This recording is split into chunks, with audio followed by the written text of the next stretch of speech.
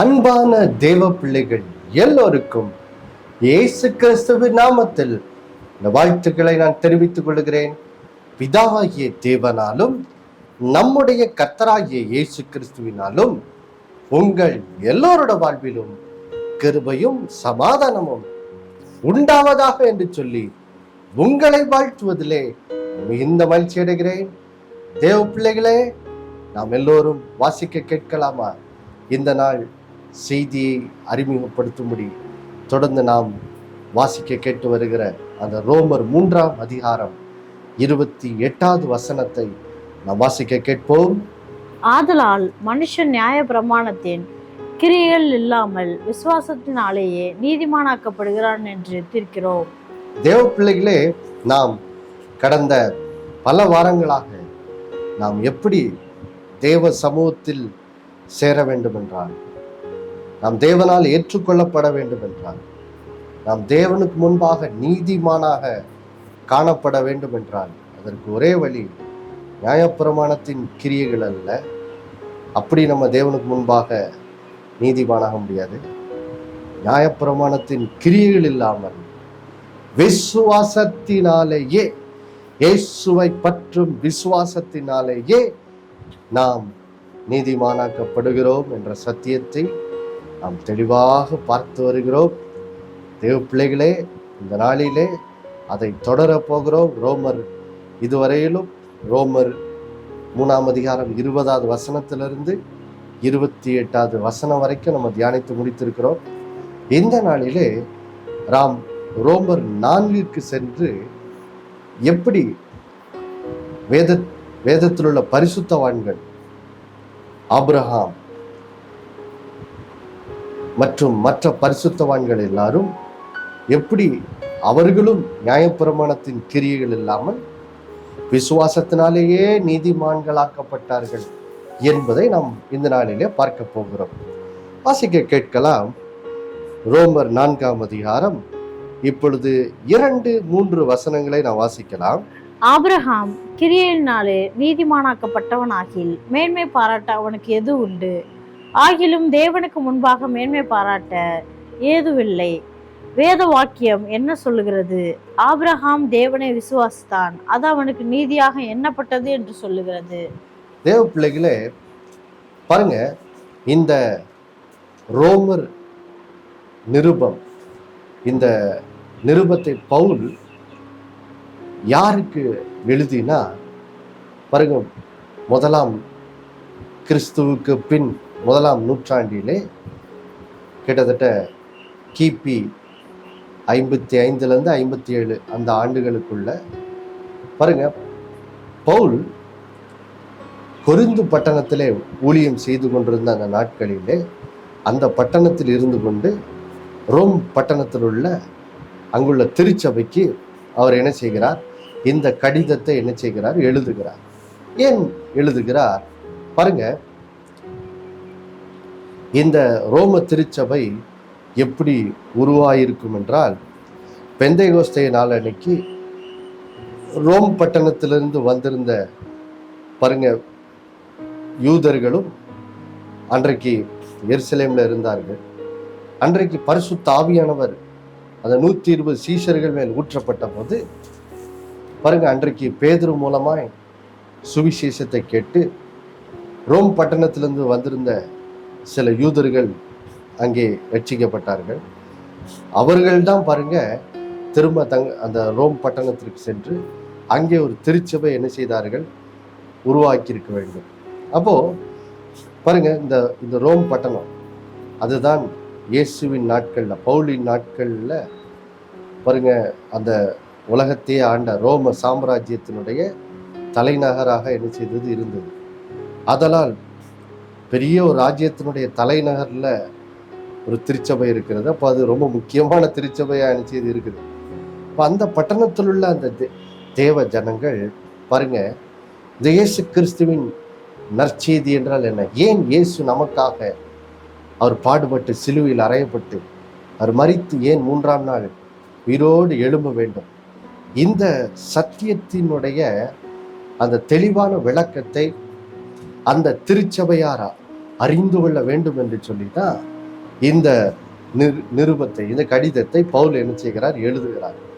குறிப்பாக அவன் ஏன் இதை எழுதுகிறார் என்றால், பாருங்க, இந்த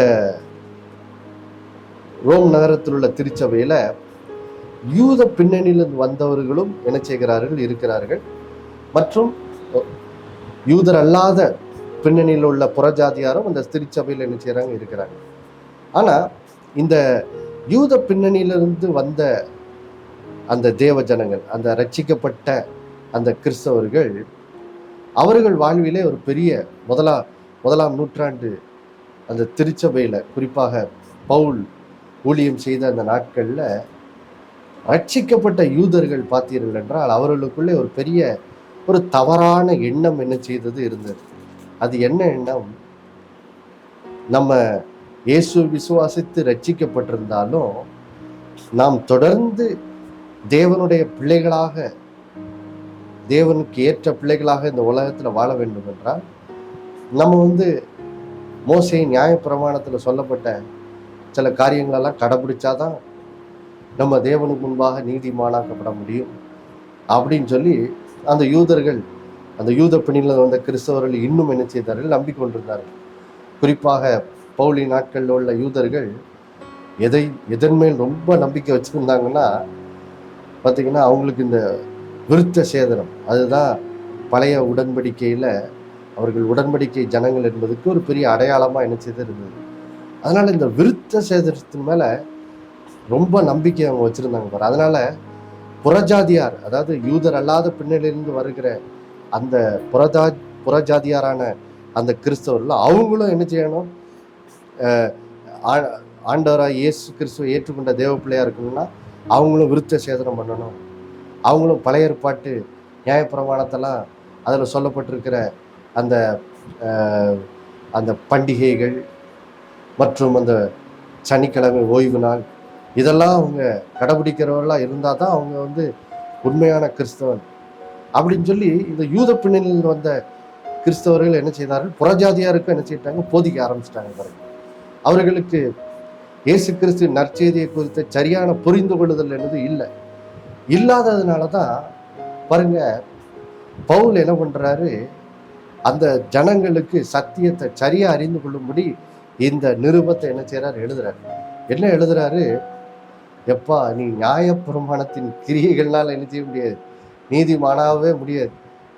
நான் விருத்த சேதனம் பண்ணியிருக்கேன், நான் பழைய ஏற்பாட்டில் சொல்லப்பட்டிருக்க பண்டிகையெல்லாம் ஒழுங்காக கொண்டாடுறேன், நான் ஓய்வு நாளில் ஆசரிக்கிறேன், அதனால நான் கிறிஸ்தவன் நீ சொல்லிட்டு இருந்தீங்கன்னா நீ உன்னுடைய கிரியைகள்னால என்னது நீதிமானாக முடியாது.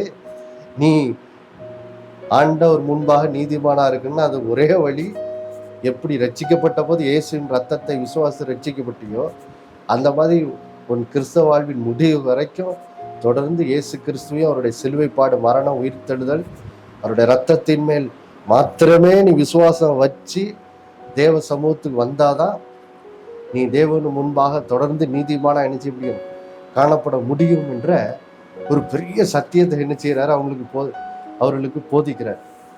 அப்போ இதை ஒருவேளை கேட்டிருந்த அந்த முதலாம் நூற்றாண்டில் உள்ள அந்த யூத பின்னணியில் உள்ள கிறிஸ்தவர்கள் இதை வாஸ்தவன்னு அந்த ரோம் பட்டணத்தில் உள்ள அந்த கிறிஸ்தவர்கள் வாஸ்தவனை என்னன்னு சொல்லியிருப்பாங்க, அது எப்படி ஆபிரகாம், ஈசாக்கு, யாக்கோபு அவங்கெல்லாம் நியாயப்பிரமாணத்தின் கிரியினாலதான் அவங்க ரட்சிக்கப்பட்டாங்க, அவங்கெல்லாம் விருத்த சேதனம் போன்ற அந்த அப்படிப்பட்ட காரியங்களெல்லாம் கடைபிடிச்சதுனால தானே தேவன் அவங்களை ஏற்றுக்கொண்டார் அப்படின்னு சொல்லி அவங்க என்ன செய்திருப்பாங்க, அவங்க ஒரு வாதிட்டு இருப்பார்கள். அதனாலதான் பவுல் என்ன பண்றாரு, இந்த ரோமர் 3 நம்ம கற்றுக்கொண்டுள்ள சத்தியம், நம்ம நியாயப்பிரமாணத்தின் கிரிகள் இல்லாமல் விசுவாசத்தினாலே நீதிமானாக்கப்படுகிறோங்கிற அந்த சத்தியம், இது ஏதோ பவுல் புதுசா ஒரு போதிக்கிற ஒரு சத்தியம் இல்லை. ஆபிரகாம் முதற்கொண்டு எல்லாருமே விசுவாசத்தினாலதான் நீதிமானாக்கப்பட்டார்கள் என்பதை அவர்களுக்கு புரிய வைக்கும்படிதான் பாருங்க பவுல் அவங்களுக்கு என்ன பண்றாரு, ஆதியாகமம் 15ஆம் அதிகாரம் 6வது வசனத்திலிருந்து ஆபிரகாம் எப்படி நீதிமானாக்கப்பட்டார் என்று என்ன செய்யறாரு, அந்த ஜனங்களுக்கு என்ன செய்யறாரு, போதிக்கிறார். இன்றைக்கு பாருங்க நமக்கும் அதை தான் கர்த்தர் என்ன செய்யறார், போதிக்கிறார்.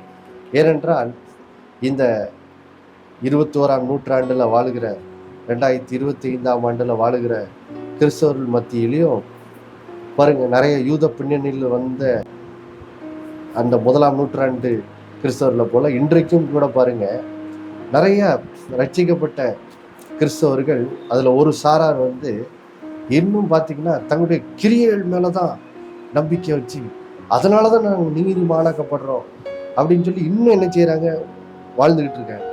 நாங்கள் எவ்வளோ உபவாசம் பண்ணுறோம் பாரு, நாங்கள்லாம் பாரு, நாங்கள் கர்த்தருக்காக நகையெல்லாம் கழட்டி வச்சிட்டோம், நாங்கள் பாருங்கள் கர்த்தருக்காக எப்படிலாம் ஊழியம் பண்ணுறோம், காலையில் 4 மணிக்கே இருந்துச்சு நான் ஒழுங்காக ஜெபம் பண்ணிடுவேன், எல்லா ஜப கூட்டத்துக்கும் என்ன செய்கிறேன் போயிடுவேன்.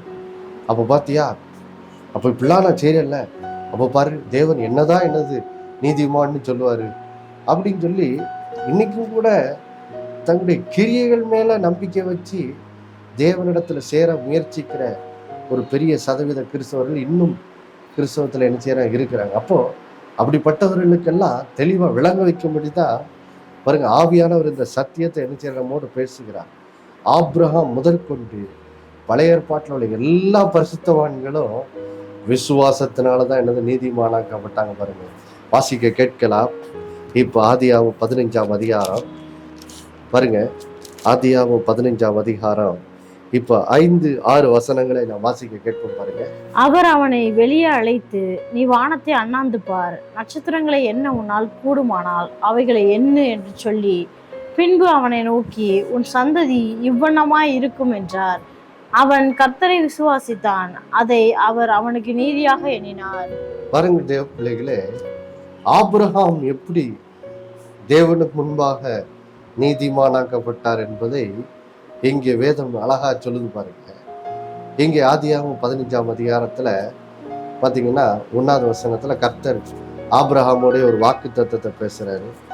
பேசினோடனே ஆபிரகாம் பாருங்க ரொம்ப வேதனையோடு ஆண்டவர்கிட்ட, ஆண்டவரே எனக்கு தான் இன்னும் புத்திர சந்தானம் இல்லையே, எனக்கு ஒரு பிள்ளை இல்லையே, ஆனால் நீங்கள் எனக்கு இப்படி வாக்கு தத்தங்களை சொல்லிக்கிட்டே இருக்கீங்களே அப்படின்னு சொல்லி தேவ சமூகத்தில் அவர் ஆபிரகாம் என்ன செய்கிறாரு, புலம்புறாரு.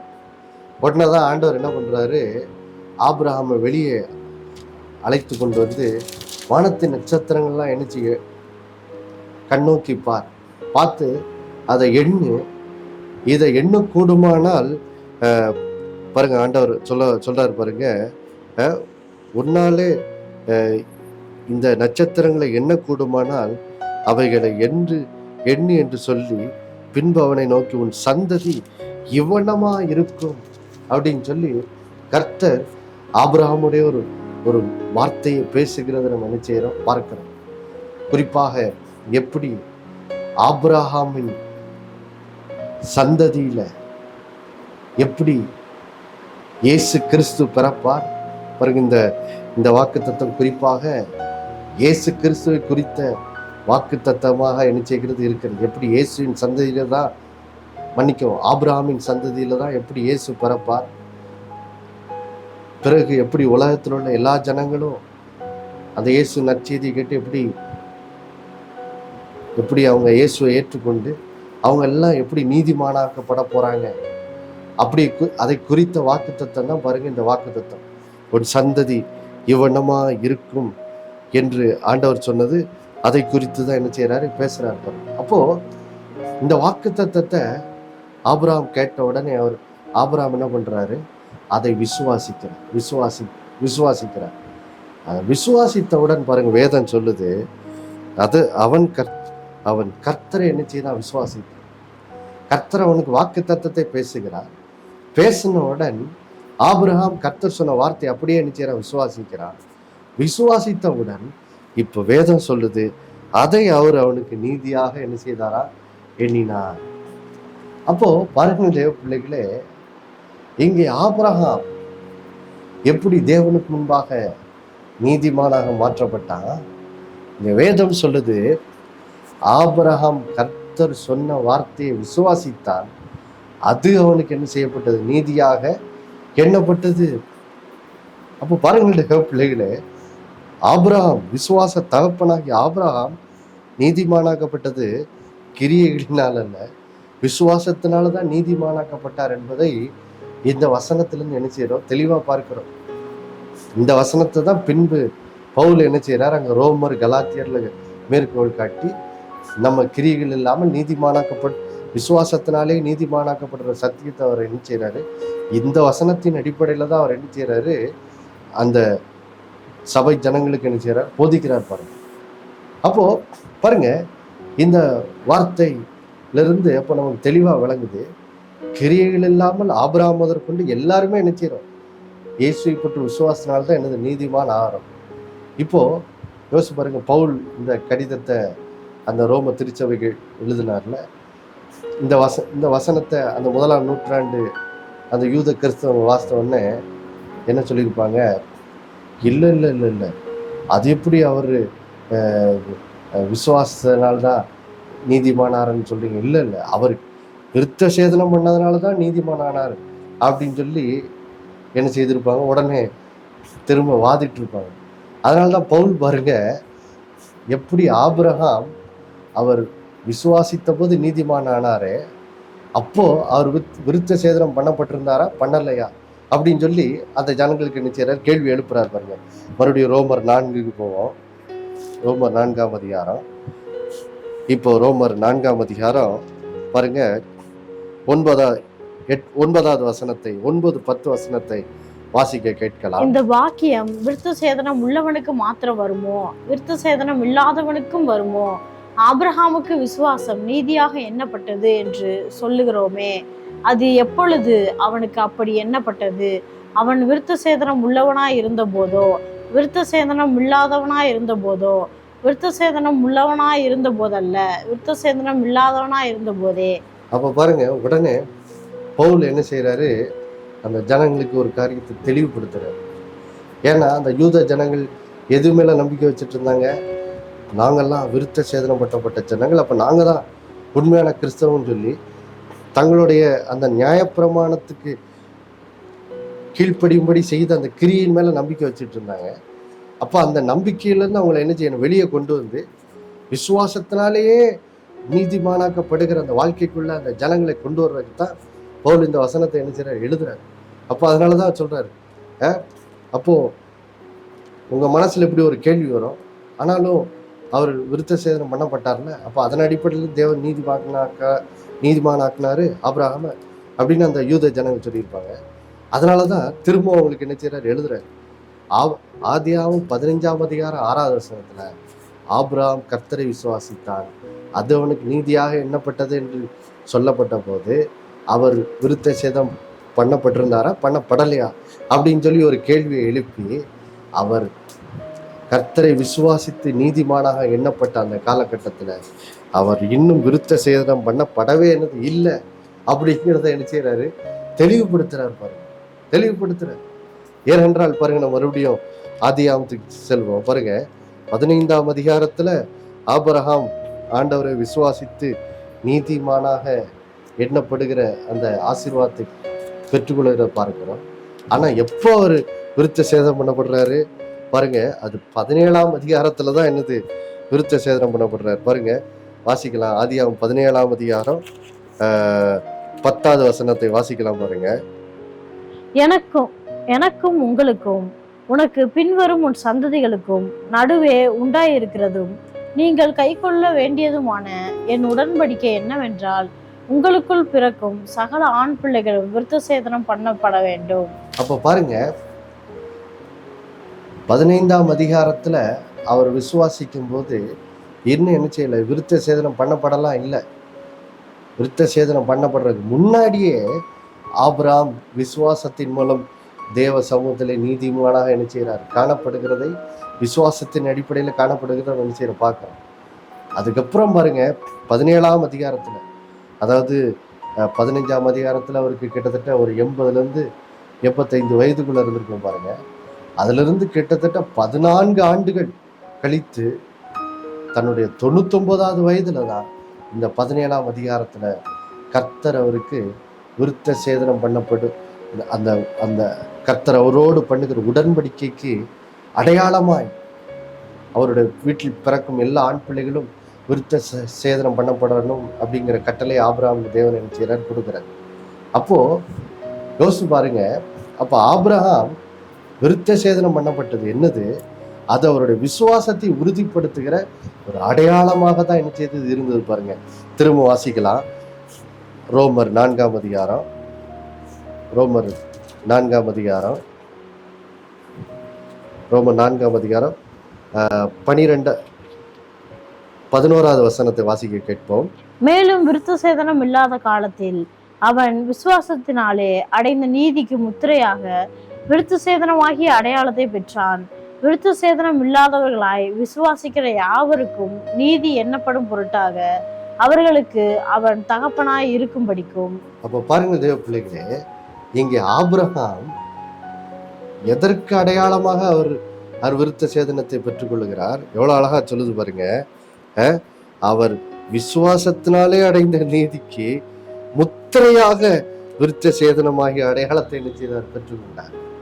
அப்போ பார்க்கணும் தேவ பிள்ளைகளே, அவர் ஏற்கனவே நீதிமான ஆயிட்டார், நீதிமானாதான் இருக்கிறார் என்பதற்கு ஒரு அடையாளமாக தான் கர்த்தர் அவருக்கு அந்த விருத்த சேதனம் அந்த காரியத்தை செய்யும்படி சொன்னாரே ஒழிய, பாருங்க, அவர் விருத்த சேதனம் பண்ணப்பட்டதுனால ஆபிரகாம் நீதிமானால, விசுவாசத்தினாலதான் என்னது நீதிமானாக்கப்பட்டார். இப்போ இந்த வசனத்தை கேட்கும்போது இதை கேட்கிற நீங்கள் நினைக்கலாம், இந்த வசனம் எனக்கு எப்படி பொருந்தும்?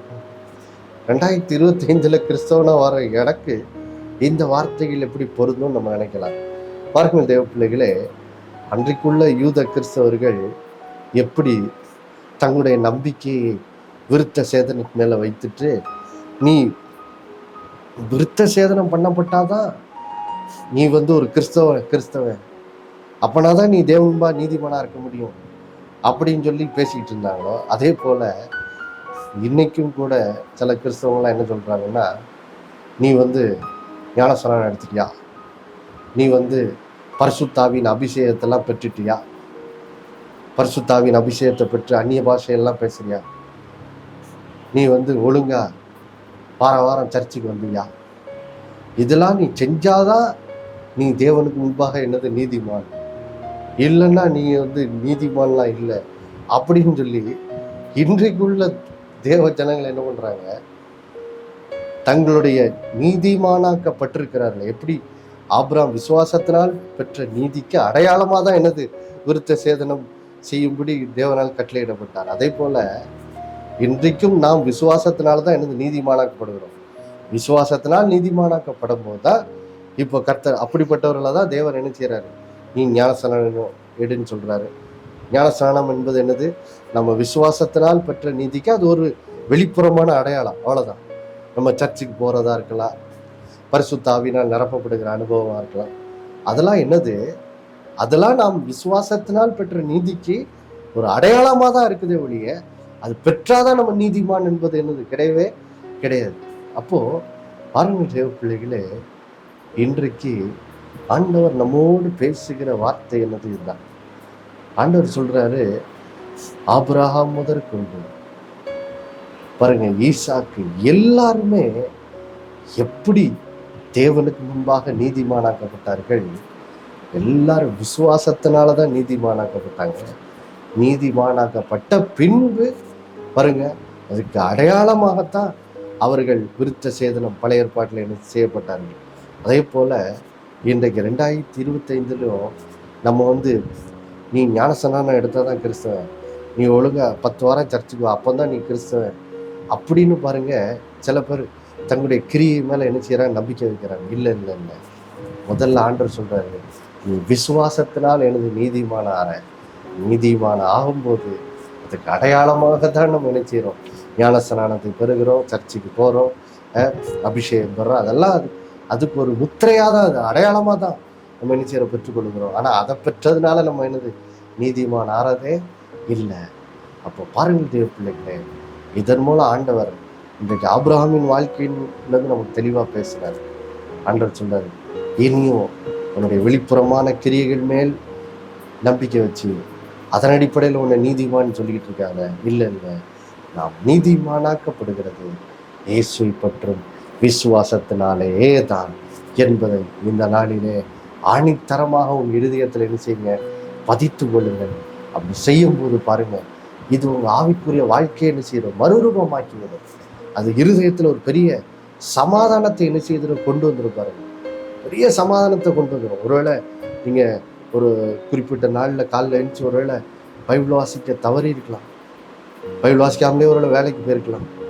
அப்போ அந்த நேரத்துல மனசாட்சி சொல்லும், பத்தியா நீ இன்னைக்கு பைபிள் வாசிக்கல, அதனால இன்னைக்கு கர்த்தர் உன் வேலையில ஒன்று ஆசிரிக்க மாட்டார், இந்த பிரச்சனை நேரத்துல உனக்கு உதவி செய்ய மாட்டார்னு மனசாட்சி குற்றப்படுத்த பார்க்கலாம். ஆனா இந்த சத்தியம் நம்மளை என்ன பண்ணுது பாருங்க, நமக்கு ஒரு பெரிய விடுதலை கொண்டு வருது.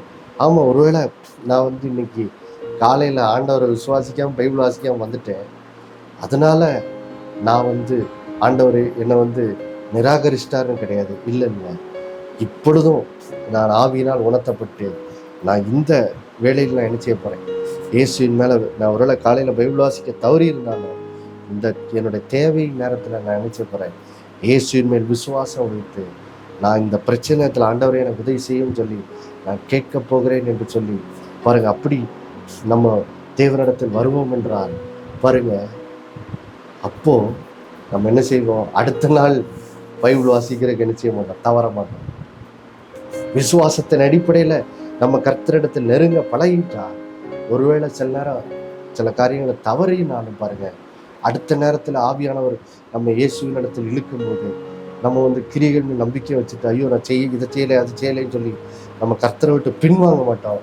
இல்லை, நம்ம உணர்வோம் நீதிமானாகிறது இயேசுவின் மூலமாக தான் அப்படின்னு நம்ம உணர்ந்து நம்ம என்ன பண்ணுவோம், அந்த வேலையில் இயேசுவின் மேலே விசுவாசம் வைத்து கர்த்தரிடத்துல நெருங்கி ஆண்டவரே இப்படி சில குறைப்பட்டேன்னு சொல்லி உடனே நம்மளோட பாவத்தை அறிக்கையிட்டு என்ன செய்வோம், அவருடைய இரக்கத்தை பெற்றுக்கொள்வோம்.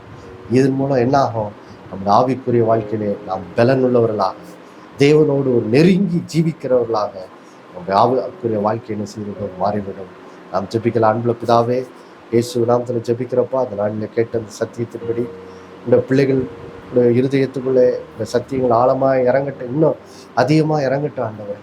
நான் கிரியைகளினால் அல்ல, விசுவாசத்தினாலே நீதிமானாக்கப்படுகிற சத்தியம் ஆழமாய் இந்த பிள்ளைகளுக்குள்ளே அது சென்று அது அவருடைய வாழ்விலே பெரிய ஒரு மறுரூபத்தை கொண்டு வந்து இந்த நாளில் நம்முடைய பிள்ளைகள் தேவனோடு நெருங்கி ஜீவிக்கிறவர்களாக தங்களுடைய பிரச்சனையின் வேலைகளெல்லாம் தங்களுடைய கிரியைகளை பார்க்கிறவர்களாய் அல்ல, எப்பொழுதும் இயேசுவே நோக்கி பார்த்து தங்களுடைய தேவை நேரத்திலெல்லாம் தேவ சமூகத்துக்கு சென்று அவருடைய உதவியை பெற்றுக்கொண்டு இப்படியாக கர்த்தரோடு இருக்கிற உறவிலே வளருகிறவர்களாக ஆவிக்குரிய வாழ்க்கையில முன்னேறுகிறவர்களாக பிள்ளைகள் ஒவ்வொருத்தருடைய வாழ்க்கையை மாற்றுங்க. அதன் மூலம் சந்தோஷமும் சமாதானமும் பெரிய ஒரு திருப்தியும் ஆத்மாவிலே ஒரு பெரிய திருப்தியும் இந்த பிள்ளைகளோட வாழ்க்கையை நிரப்பட்டோம்.